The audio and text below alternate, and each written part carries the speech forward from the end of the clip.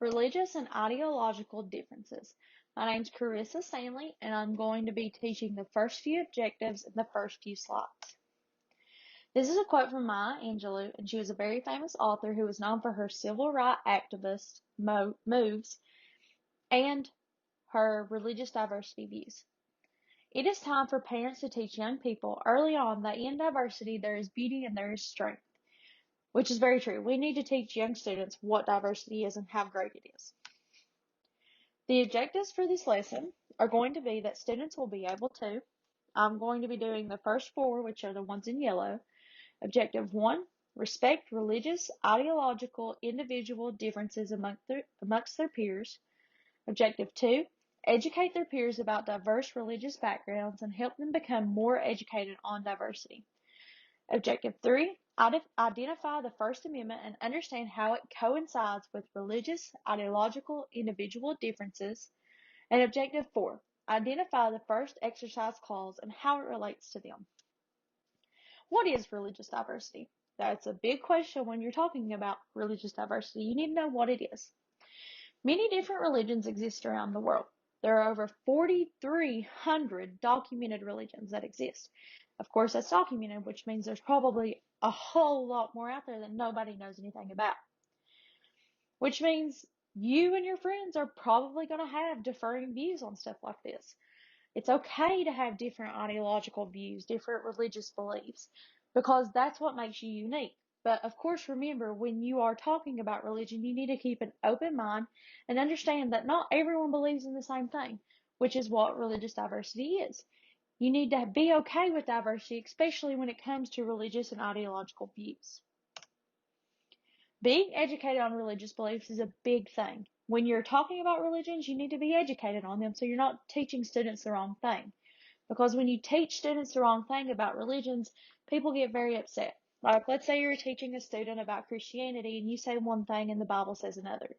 Parents are going to become very upset about that very quickly because that's their religion and they uphold that on a high pedestal. You need to avoid disrespecting traditions and long-time rituals, like the Bible, for instance. And I know a big thing with Indians was headdresses that people kept wearing everywhere because that means a lot to them. There's more than just a headdress there. That is their traditions and their rituals that have been with their families for hundreds and thousands of years. So when you're teaching stuff like this, you need to make sure you are respectful.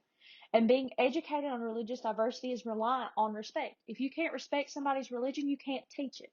You need to be able to be open-minded as a teacher and have respect for that religion as a teacher. And your students need to remember that having friends with differing religious views is common and nothing new. They need to keep their minds open also when they're making new friends. And when it comes to religious diversity, some citizens of the United States are met with evil eyes and stares because they believe in different things. But their First Amendment right protects them from that. The First Amendment right has 5 freedoms that are protected by it.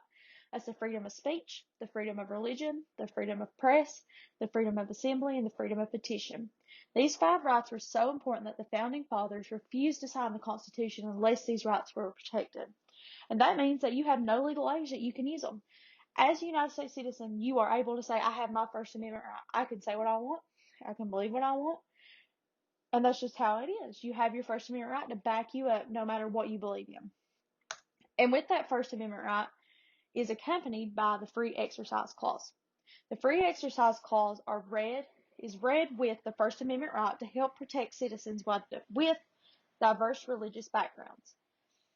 And it reads, Congress shall make no law respecting an establishment of religion or prohibiting the free exercise thereof, or abridging the freedom of speech or of the press, or of the right of the people peaceably to assemble, and to petition the government for a redress of grievances. Your First Amendment right is very important, and so is the Free Exercise Clause, because as a United States citizen, you should be able to believe in what you want because our founding fathers wanted that so badly they founded a country on it.